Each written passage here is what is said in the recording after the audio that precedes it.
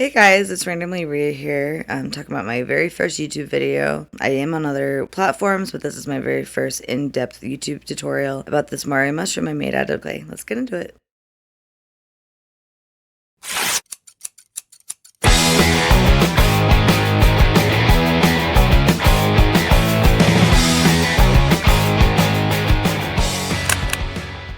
Here's a list of supplies that we're going to be needing for this project. I recommend that you screenshot this or you pause to write it down. It makes it a little bit easier. Here's the extractor tool for the clay that we'll be using. It creates even strips, and pausing to show the attachment that I'm using. The tool does come with many different types. Here we're going to be cutting the strips down. We are making strips of red, black, and white for this project.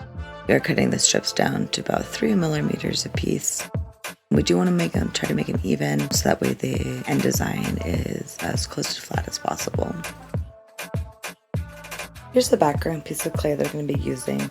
I just want to make sure that it's thin, flat, and even. There's also ceramic tile or cardboard that you can use for easy removal at the end. And we'll explain a little bit more why, but you do want to use one of those two things.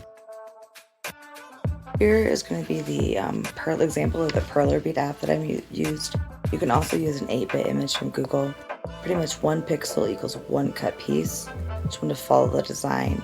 I used Beads Creator with an image that I searched on Google for a Mario mushroom. If you also are interested in learning how to use the app, just let me know and I will also make another video for that. I'm using a scraper tool to even out the very first row you'll see here in just a second to make sure that the lines are even, especially the very first row as the rest of the piece does flow from the very first row.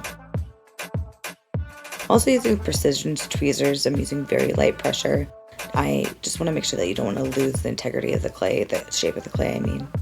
I'm also using my finger to gently press down, or also the back of the tweezers to press down as well. I'm going to be doing a little time lapse for the rest of the piece, but I do want to talk about the baking portion of it. When you're done, you are going to need to use parchment paper or wax paper to line the baking pan that you're going to be using. I do use a toaster oven for this. I bake it at 250 degrees Fahrenheit for 15 minutes with no preheating. This allows the clay to cook fully, but it doesn't burn the white clay, as the white clay is the easiest one to get burned and it does discolor. I do want to mention that you can use a regular oven, but I would just look up another tutorial, as that is not what I use, so I'm not really sure about the best practices for a full-size oven. Using my scraper tool, I'm going to be removing my project from the ceramic tile. The ceramic tile ensures that I don't have any moisture sticking to it. That way it's an easy removal. If you do want to use cardboard, that's also good, but anything pretty much like paper or anything like that, you'll have a hard time removing the clay. As you can see, I just peeled it up really well right here.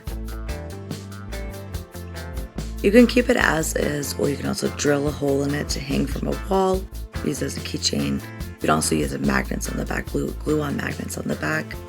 I really hope you enjoyed this tutorial. Thank you so much for being here with me. If you have any questions or comments, please let me know in the comment section.